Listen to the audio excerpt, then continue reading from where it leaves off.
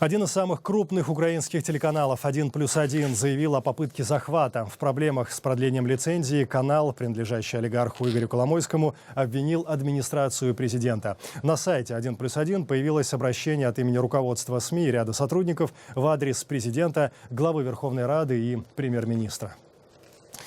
У меня цитата. «На протяжении последних недель из надежных источников поступали сообщения, что именно администрация президента пытается повлиять на принятие решений Национальным советом по телевидению и радиовещанию и передать контроль над каналом в другие руки». Претензии «1+1» Надсовет отверг. Его глава Юрий Артеменко причину спешки канала с получением лицензии увидел в истории с недавней национализацией другого актива Игоря Коломойского – «Приватбанка». 15 декабря Национальный совет переоформил и продлил лицензию 1+1. За это решение проголосовали все члены совета. Рассмотрение заявки канала длилось 6 месяцев из-за многочисленных недостатков со стороны лицензиата. Глава Надсовета при этом подчеркнул, что 1+1 может спокойно вещать даже при отсутствии бланка лицензии, ведь решение о продлении ее срока действия уже принято. В своем же письме руководство и ведущие канала заявили, что Совет, члены которого назначаются президентом и парламентом, просто затягивают выдачу лицензии.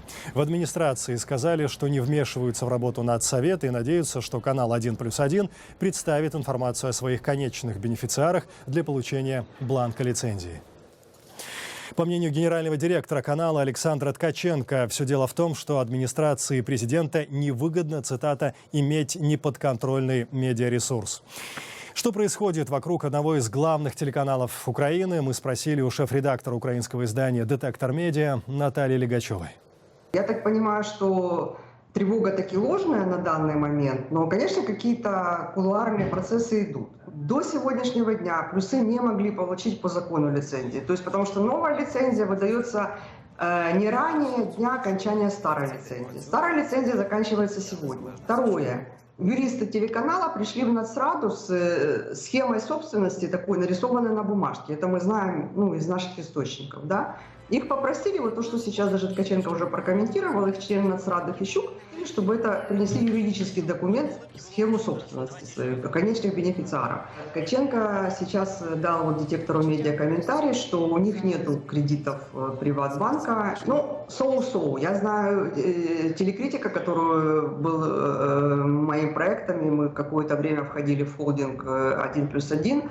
Телекритика финансировалась Коломойским именно через кредитование Приватбанка. Да? Но когда произошла национализация Привата, я так понимаю, что государство обнаружило, что 1+1 действительно нету среди предприятий, которые имеют кредиты от Приватбанка.